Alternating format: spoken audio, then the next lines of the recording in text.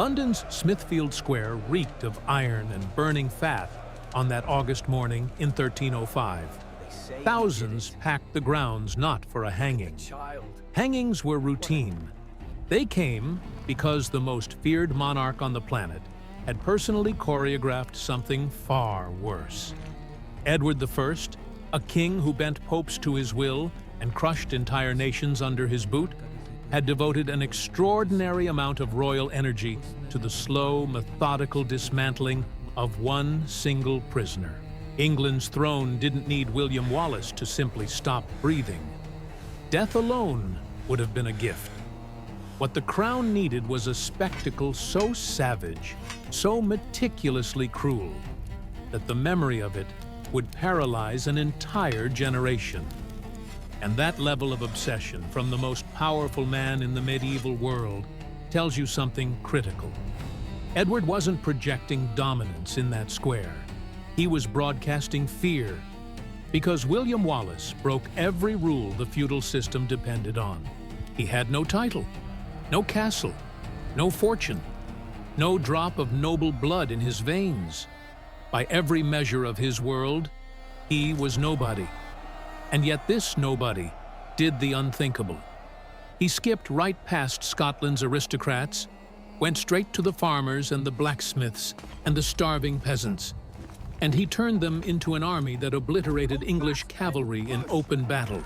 Armored knights, the most expensive military technology of the age, dragged from their horses and butchered in the Scottish mud by men fighting with farm tools.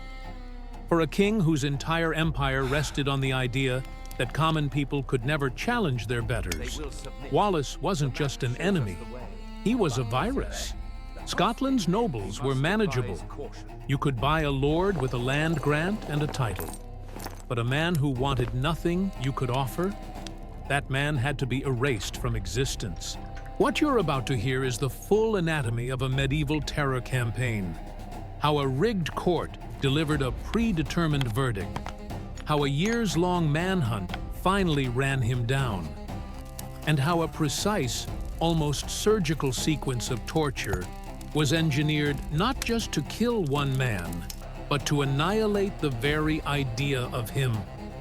This is the uncensored account of how the largest empire in Europe tried to destroy a rebel so completely that no one would ever dare follow him. Instead, they created something immortal. Drop your city and country in the comments right now. Hit subscribe and help us grow this project. You're watching Ancestral, the best dark history channel on the planet. Scotland in 1296 wasn't losing a war. It was being swallowed whole. King Edward I of England didn't govern like a king. He operated like the head of the most powerful criminal empire on the continent. And the feudal system was his business model, a protection racket scaled to the size of nations. The wealthy owned the dirt. The poor broke their backs on it.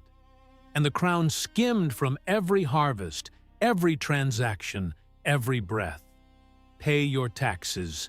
Send your peasants to bleed in royal wars. And you keep your castle, your title, your head. Resist, and your entire family tree gets ripped out of the ground. The math was clean. The Scottish nobility understood it perfectly. They were rich men. They had estates, titles, legacies to protect. So when Edward's war machine rolled north to swallow Scotland, the lords didn't fight. They kneeled. Edward dismantled Scotland's sovereignty piece by piece. He stripped King John Balliol of everything: the crown, the royal garments. He physically ripped the coat of arms from the man's body, like peeling a label off a bottle. Then he seized the Stone of Destiny, the ancient slab that had crowned Scottish kings for centuries, and hauled it south to London like a trophy. But he wasn't finished. He forced thousands of Scotland's most powerful men to sign the Ragman Rolls, a massive oath of total submission to the English throne. Scotland's ruling class didn't just surrender. They signed their country away to save their own wealth. They handed over their own children as insurance. The system was locked down. Edward controlled the lords. The lords controlled the people. Rebellion was mathematically impossible. Scotland was a closed case. At least, that's what London told itself. But Edward made a catastrophic error in judgment. He knew exactly how to handle wealthy men. What he completely failed to understand was the detonation radius of men who had been stripped of everything worth living for. In May of 1297, the fantasy of English dominance exploded. And it didn't start in a throne room or on some grand battlefield. It started in the filthy, narrow streets of a small town called Lannark. The man who lit the fuse was William Wallace. To the English establishment, Wallace was invisible, a younger son of a low-ranking landowner. No title, no army, no seat at any table that mattered. In the eyes of England's armored elite, he wasn't even a threat. He was dirt beneath their horses. But Wallace grasped something Scotland's lords had forgotten. You don't bargain with a system designed to bleed you dry. You burn it down. The English sheriff of Lannark, William Heselrig, ran that town like a tyrant. Crushing taxes, open contempt for the locals, the population treated as livestock. Wallace didn't challenge the man to some noble contest. He didn't draft a letter of grievance. Those were tools for men with something to negotiate. Wallace moved like a guerrilla. In the dead of night, he and a tight crew of furious, landless men smashed through the sheriff's door. They dragged Heselrig into the street, and they carved England's highest local authority into pieces in front of the town. This wasn't warfare. This was a statement written in blood. A targeted killing designed to send a shockwave through the entire occupation. Wallace didn't just murder a man. He destroyed the living symbol of English law on Scottish soil. And the moment that blade came down, there was no path back. You don't gut a sheriff and return to your fields. From that night forward, Wallace was a ghost with a death sentence. Word of the Lannark killing spread like fire through dry brush. Scotland's common people were crushed under taxes, hollowed out by hunger, and seething with a rage that had nowhere to go. Their own nobles had sold them out. And now, suddenly, there was a name. A man who fought back. A man who cut down the oppressor and took his weapons. Farmers started walking away from their land. They grabbed whatever could be sharpened and disappeared into the highland forests. Wallace had stopped being a fugitive. He was building something.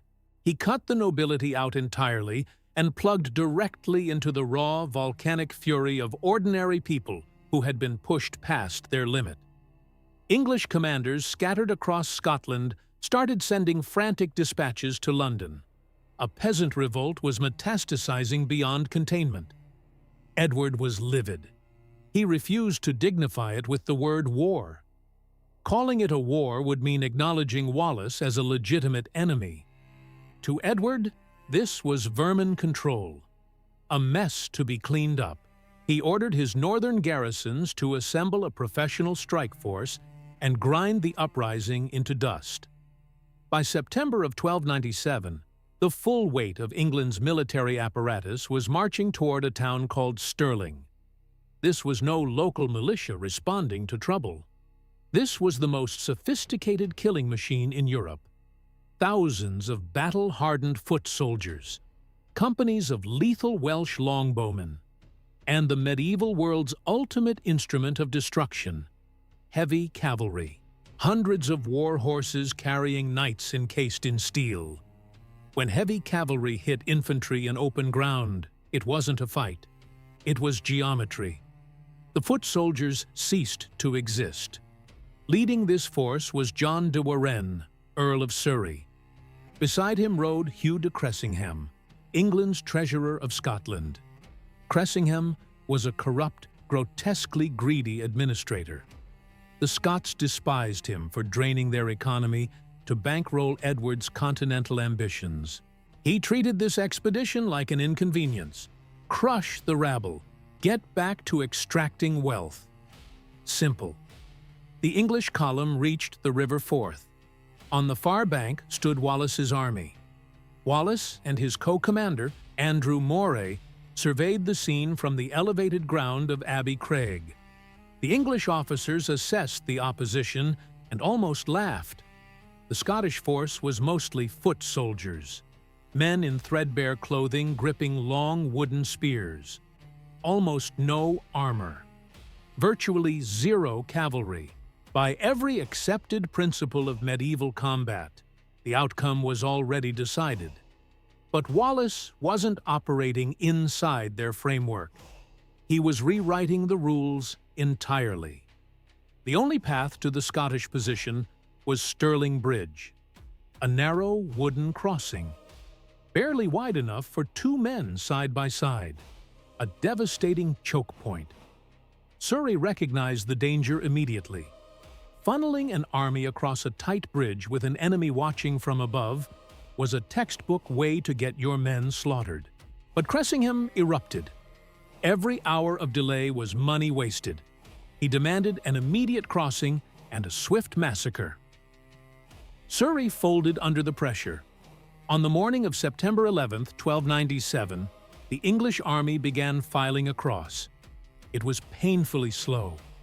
Armored knights, heavy with steel and blind with confidence, clanked across the wooden planks in pairs. They assembled on the far bank, waiting for the rest of the force to follow before launching their assault. The terrain near the bridge was soft, wet, treacherous marshland that swallowed hooves. Wallace watched. He let the English vanguard take position. He watched the massive war horses sink into the boggy ground. He counted. He waited until precisely the right number of enemy soldiers had crossed. He waited until they were sealed between his army and the deep river at their backs. He waited until the English command was fully committed and couldn't reverse course. Then he gave the signal. A horn split the air from the Scottish line, and the spearmen didn't hold position. They surged downhill at a dead sprint. They crashed into the English vanguard before the cavalry could even begin to accelerate. The entire physics of the engagement flipped in an instant. The English knights were jammed into a narrow, waterlogged pocket. Their horses couldn't move. They couldn't build speed. They were massive, expensive, completely stationary targets. The Scottish spearmen tore through them. Wooden shafts punched through plate armor, ripped into flesh, brought war horses screaming to the ground. England's elite warriors were dragged from their saddles and killed in the freezing muck. Panic cascaded through the English ranks. Soldiers still on the bridge shoved forward. Soldiers being massacred on the bank tried to retreat. The narrow bridge became a death trap of colliding, terrified bodies and shrieking horses. The structure buckled under the chaos. Men wearing 80 pounds of iron were thrown into the deep, fast-moving river. They dropped like anchors. Hundreds of elite soldiers drowned in the freezing current, fingers clawing uselessly at the muddy riverbank. Hugh de Cressingham was thrown from his horse. Scottish fighters swarmed him. They didn't just end his life.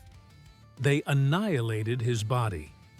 The Battle of Stirling Bridge was a catastrophe of historic proportions for the English crown. Wallace proved something the feudal world was never supposed to see. An army of enraged, desperate common men could destroy the ruling class on the battlefield. What followed the battle was calculated horror. The Scots looted the English dead, stripping away expensive armor and weapons. But for Cressingham, they reserved something far more savage. Scottish soldiers flayed the dead treasurer's corpse. They peeled the skin from his body, cured the hide, and sliced it into strips. Wallace himself took a piece of the man's skin and fashioned it into a baldric for his sword. It was desecration on a primal level. A visceral, unmistakable message aimed straight at London. Your authority means nothing here. We will wear your officers as trophies. Right now, we're pulling back the curtain on the most savage, most suppressed chapters of human history, and we need you with us. I want to personally invite you to join our channel membership, The Lineage. When you join, you're not just clicking a button. You're becoming part of this. You're stepping into an inner circle of people who refuse to swallow the polished, comfortable version of the past. The Lineage is what keeps this channel breathing. It funds the deep investigations that make these documentaries possible. As a member, you get exclusive access, including early viewing of our most intense new releases before they go public. Help us keep the real history alive. Join the Lineage today. In London, the reports from Stirling landed on Edward's desk like a bomb. His elite cavalry, shattered. His commanders, dead. His treasurer, skinned and worn as a belt. And now Scottish raiders were pushing south, striking into northern England itself. The illusion of untouchable royal power had cracked wide open. Edward understood the stakes now with terrifying clarity. This was no longer a political dispute. This was a contagion threatening to collapse the entire structure his world was built on. He couldn't arrest Wallace. He couldn't buy him. He had to take him alive, drag him to London, and obliterate his body in front of the known world. The manhunt had begun. And Edward was bringing everything he had. The open fighting died in the blood-soaked fields of Falkirk in 1298. Edward brought everything. The full crushing machinery of the English military rolled north and broke the Scottish resistance in pitched battle. But winning on the battlefield wasn't enough. Killing Wallace in combat would have been the worst possible outcome for the crown. A warrior who falls beside his men becomes a legend. He becomes a rallying cry carved into stone for the next 100 years. Edward understood this with surgical precision. He was a master of psychological warfare, and he knew exactly how symbols worked. A dead hero hands future generations a sword. A publicly shattered, degraded, and butchered criminal makes them drop it. So Edward changed the entire game. He abandoned the massive military campaign and pivoted to something far more targeted. A state-funded, intelligence-driven manhunt. The order that went out to every general, every spy, every informant on the English payroll was absolute. Do not bring me his corpse. Bring him to me breathing. The full financial and military apparatus of the English crown narrowed its focus to one objective: the capture of a single man who owned nothing. For 7 years, from 1298 to 1305, William Wallace stopped being a commander and became a phantom. He dissolved into Scotland's dense forests, its frozen glens, its remote highland passes. There was nothing romantic about this. It was a grinding, suffocating existence defined by cold, hunger, and constant paranoia. Edward flooded Scotland with money. He placed a bounty on Wallace's head so enormous it could transform a peasant family's life for generations. He turned human greed into a weapon. Every village, every roadside inn, every isolated farmstead became a potential trap. Every face was a potential betrayer. Wallace couldn't close his eyes without risk. The nobles were already bought. They'd proven their loyalty to English gold the moment they signed those oaths. The merchants, the innkeepers, even the desperate common folk who once cheered his name. Any one of them could turn informant for the price of a full belly. Poverty is a lever, and Edward knew exactly how to pull it. The psychological weight of that reality was crushing. Wallace was completely alone. No reliable supply chain, no safe ground, just endless movement through freezing rain, sleeping in ditches, trusting no one alive.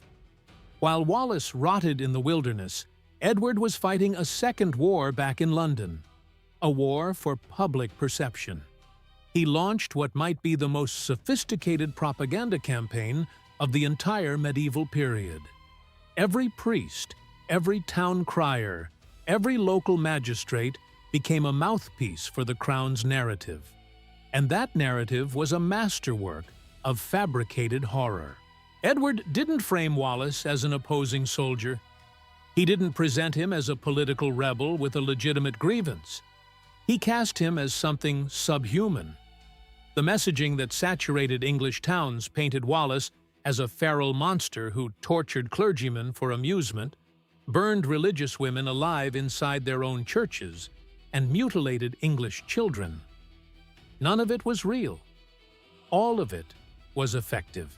By feeding his population a relentless stream of manufactured atrocities, Edward achieved exactly what he needed. He built an ocean of blind, visceral public hatred. He was constructing a stage for what was coming, and he needed the audience ready to cheer for blood. The trap closed on August 5, 1305, and the blade that cut Wallace down didn't come from an English hand. Sir John de Menteith was a Scottish knight who had done the arithmetic and chosen self-preservation. He'd aligned himself with the English occupation to protect his estates and his status. And he possessed the one asset England's entire intelligence network lacked: proximity to Wallace's shrinking circle of trust. Through a chain of paid informants, Menteith tracked the fugitive to an isolated barn near the village of Robroyston, just outside Glasgow. There was no last stand, no blaze of glory. Wallace was asleep in the dark when it happened. Menteith and a squad of armed men encircled the structure in total silence. They didn't call out. They smashed through the entrance and overwhelmed the exhausted rebel before his hand ever touched a weapon. The violence was instant and total. They slammed him into the dirt floor and held him there. And in that black, stinking barn, the deepest wound landed. Wallace looked up into the face, pinning him down. It was Scottish. He'd been sold by one of his own for a chest of English silver.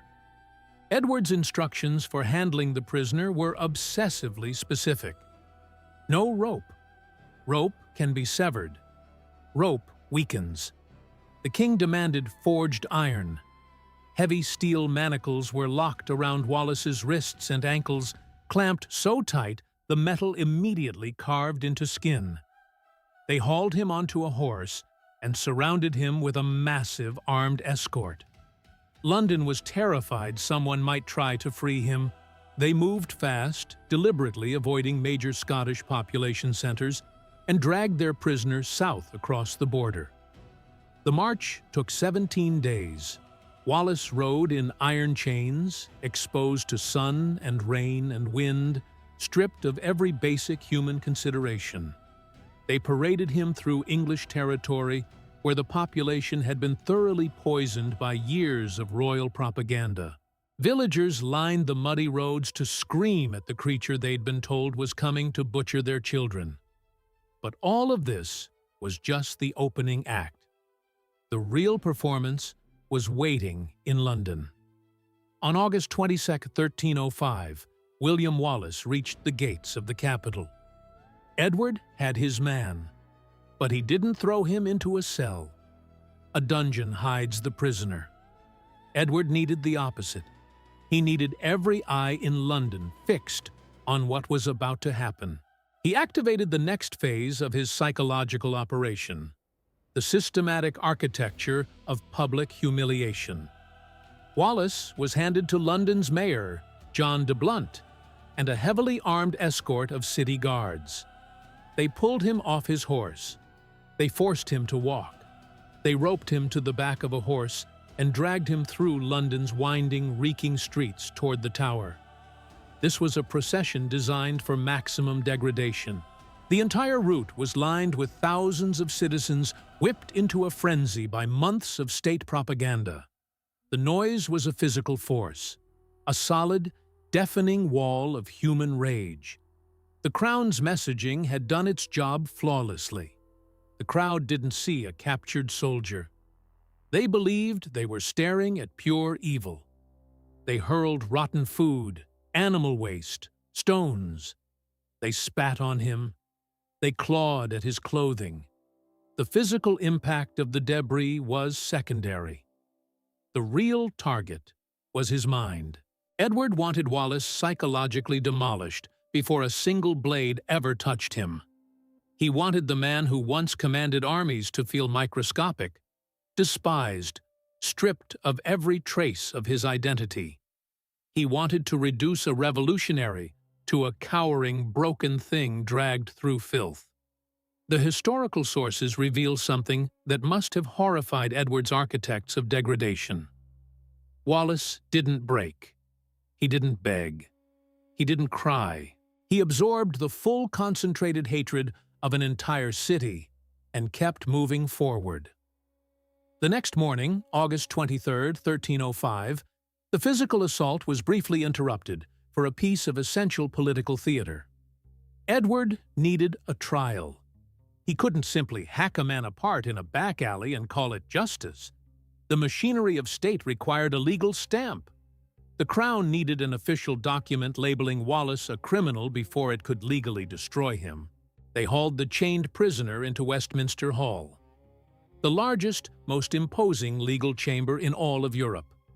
A vast stone cavern engineered to make any human being standing inside it feel utterly crushed.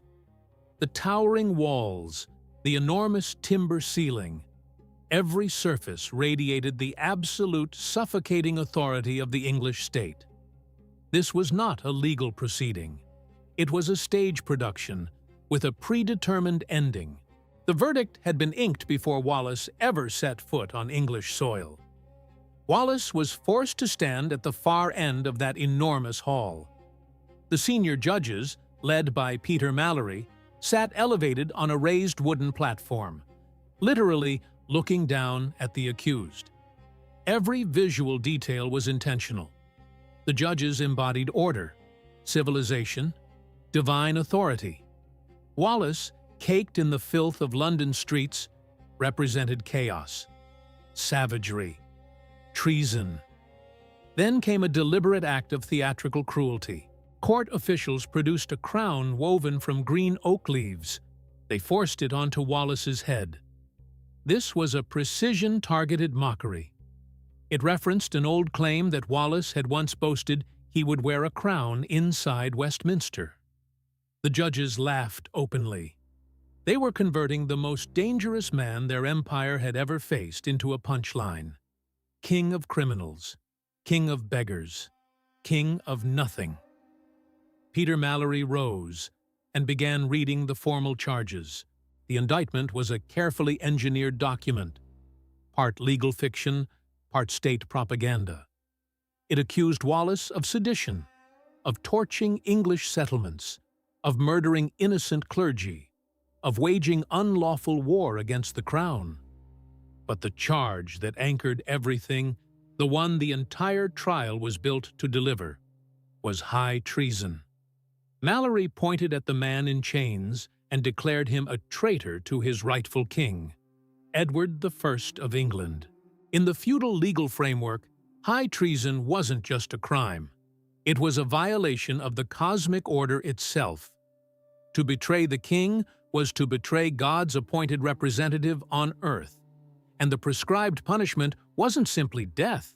It was the complete biological and spiritual annihilation of the offender. Wallace was given no opportunity to speak during the reading. No legal counsel, no defense. He was a prop in a script Edward had written months ago. But when the word treason echoed off those massive stone walls, Wallace shattered the silence. He committed one single act of verbal defiance that drove a blade straight through the legal foundation of everything happening in that room. His voice filled the hall. He didn't deny the killing. He didn't deny the raids or the burnings. He owned every act of violence. But he attacked the one structural weakness the entire prosecution depended on. Wallace looked directly at the judges and delivered the one truth the court could not answer. He could never be a traitor to Edward because he had never been Edward's subject. It was legally devastating. Wallace had never signed the ragman rolls. He had never knelt before the English throne. He had never sworn a single oath of loyalty, accepted English coin, or held English land. In a feudal world built entirely on personal bonds and sworn contracts, you cannot violate an agreement you never entered. You cannot betray a lord you never served. Wallace was forcing the most powerful court in Europe to confront a simple, irrefutable fact. They weren't punishing a traitor. They were executing a prisoner of war. Before we witness what happened next inside that courtroom, I want to point you to the foundation of everything we're covering today. The precise details of this trial and the psychological machinery behind it are exhaustively documented in the book linked on your screen right now through the View Products button. This volume is an extraordinary piece of research. It's a massive, unflinching archive that dismantles the medieval justice system one brutal layer at a time. It served as the primary source for today's investigation, and if the dark mechanics of history fascinate you, this belongs on your shelf. But don't stop there. Open the shop on your screen right now. We've assembled a curated collection of historically immersive items that connect directly to this era. Explore the vault, see what's waiting for you, and stay with us as we return to Westminster Hall. The English judges had zero interest in legal truth. Westminster Hall was never designed to deliver justice that day. It was a processing facility for a predetermined execution. Mallory didn't engage with Wallace's defense. He didn't counter the argument. He didn't even acknowledge it. The script had been finalized long before the prisoner arrived. The judge brought down his authority like a hammer and moved directly to sentencing. Guilty on all charges, including high treason. The psychological campaign had failed. Wallace hadn't crumbled. He hadn't pleaded. He had maintained absolute piercing defiance through every second of that courtroom spectacle. And because the Crown failed to destroy the man's spirit, it triggered the final phase, the most savage stage of the entire operation. The legal performance was finished. Mallory read the sentence aloud, and the words that filled Westminster Hall that morning described a formula for human suffering so precise, so systematically violent, that it would permanently reshape the trajectory of history. The architects of humiliation stepped aside, and the butchers of Smithfield began sharpening their blades.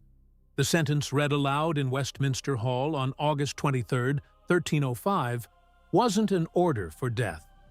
It was a blueprint for systematic biological demolition. Edward didn't want Wallace to die. He wanted him taken apart, organ by organ, in front of the largest possible audience. This was terrorism with a royal seal on it. Precision-engineered suffering performed as public entertainment. The process began the moment Wallace was dragged through the courtroom doors. The guards tore every shred of clothing from his body. They left him completely exposed to the open air and the eyes of thousands. This was the first act of erasure. He was no longer a commander, no longer a symbol. He was raw human material, condemned by the state. They forced him down onto a wooden hurdle, a crude frame woven from branches, designed for one specific purpose: keeping the body alive during transport. If they dragged him bare across 4 miles of cobblestone, the friction alone would have ground the flesh from his bones and killed him long before the executioners got their turn. Edward needed a living body at Smithfield. The hurdle guaranteed delivery. They lashed Wallace to the frame and hitched it behind two heavy draft horses. The signal was given. The horses pulled forward, and the procession crawled from Westminster toward the killing floor at Smithfield Market. It took hours. The hurdle cracked and bounced against every uneven stone in the road. Thousands packed the route on both sides. They screamed.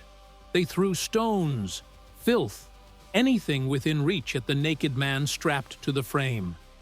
The citizens of London weren't just spectators. They were active participants in state-authorized brutality. The noise alone was a weapon, and every mile of that journey served a calculated biological purpose. Drain the body of adrenaline, exhaust every reserve of physical resistance, and push the mind to the very edge of total shutdown before the real work even began. When the procession reached Smithfield, the energy shifted. The wild chaos of the mob hit a wall of armed soldiers forming a tight perimeter. Inside that ring stood the executioners. These weren't thugs swinging crude instruments. They were specialists, trained professionals who understood the human body with the intimacy of surgeons. They knew precisely how much damage a man could absorb before his heart gave out. Their tools were laid out and waiting: heavy rope, forged iron blades, razor-edged butchering knives, and massive iron braziers already glowing with heaped coals. The second phase was ready. They cut Wallace free from the hurdle and dragged his battered body toward the gallows. A thick loop of coarse hemp rope was fitted around his neck. They had no intention of snapping it. A clean break kills the brain instantly. That mercy was reserved for men of noble birth. For Wallace, they used the short drop. They hauled him just high enough that his feet cleared the ground and nothing more. What followed was controlled suffocation. The full weight of a grown man pulling against a rope that slowly crushes the windpipe. Air supply severed. Blood vessels in the neck compressed to nothing. The brain floods with panic. The lungs scream for oxygen that isn't coming. The body convulses, twisting violently in the air, fighting for one single breath that will never arrive. The executioner stood below and watched with the detached focus of a technician. He tracked the color change spreading across the face. He watched the eyes distend. He counted the seconds until the body went still. And then he cut the rope at exactly the right moment, before the brain died. Wallace slammed into the dirt, unconscious, oxygen-starved, but his heart was still working. They moved immediately to the third phase. They hauled the limp body onto a heavy wooden table stained dark with old blood. They threw freezing water across his face. They struck him until he regained consciousness. Edward's orders were explicit on this point. Wallace had to be awake for what came next. Air flooded back into his lungs. His eyes opened. He was flat on his back, staring up at the men about to open him.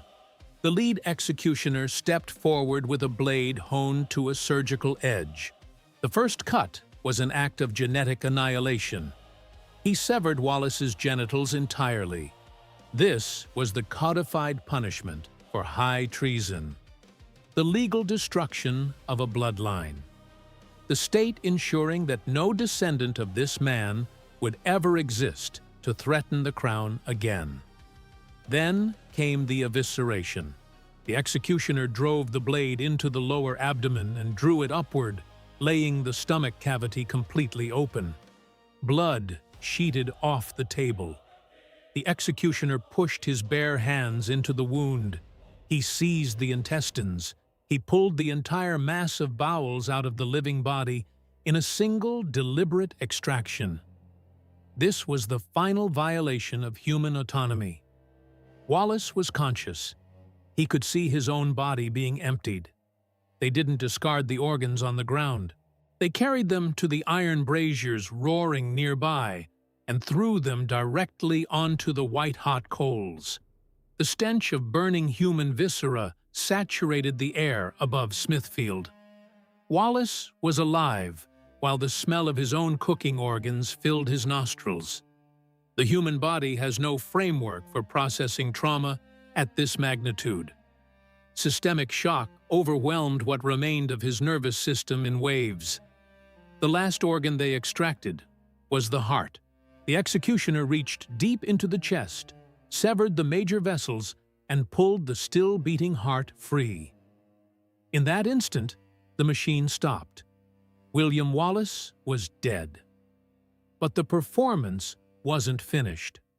The executioner lifted a heavy cleaver and brought it down on the neck, separating the head from the body in a single strike.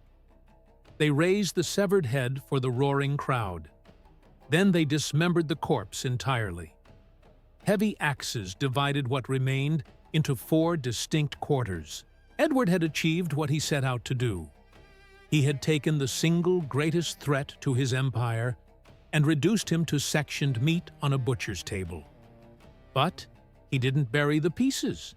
He weaponized them. He ordered the body parts boiled in vats of tar and pitch, a chemical treatment that halted decomposition and preserved the flesh indefinitely. Then he deployed the final stage of his terror campaign. He distributed the preserved remains across the kingdom as a permanent, inescapable warning. Wallace's severed head was coated in tar and mounted on an iron spike above London Bridge. Every merchant, soldier, and traveller entering the capital would look up and see the dead face of Scottish defiance staring down at them. The right arm was sent to Newcastle, the left arm to Berwick, the right leg to Perth, the left leg to Aberdeen. Edward placed the severed limbs in the most visible, most populated centres of Scotland. He was certain that forcing the Scottish people to live in the shadow of their butchered hero would crush any remaining will to resist. Edward was a brilliant strategist, a master of manipulation and force. But he made one catastrophic miscalculation about how human beings actually respond to horror. The display didn't terrify Scotland. It detonated it. When Scottish communities looked up at those severed limbs nailed above their gates, they didn't feel submission. They felt something far more dangerous, a fury so deep and so total that it burned away every remaining instinct toward compromise. The sheer savagery of what was done to Wallace destroyed any illusion that coexistence with English rule was possible. Scottish nobles who had spent years quietly cooperating with Edward suddenly understood the truth with absolute clarity. There was no safe middle ground. The English crown saw them all as expendable. The execution proved that the only options left were total freedom or total annihilation. Smithfield triggered the exact chain reaction Edward had spent a decade trying to prevent. It fused a fractured, divided nation into a single burning purpose. 6 months after Wallace's body was carved apart and scattered across the island, a Scottish nobleman named Robert the Bruce stepped into the vacuum. He harnessed the volcanic rage that Wallace's execution had unleashed. He openly defied England. He launched a full-scale, strategically coordinated war of independence that consumed the entire island. Edward mobilized immediately. He assembled his armies and prepared to march north and extinguish the rebellion personally. He never made it. In July of 1307, exactly 2 years after he ordered the systematic dismantling of William Wallace, King Edward I died in a small village near the Scottish border. The cause was severe dysentery.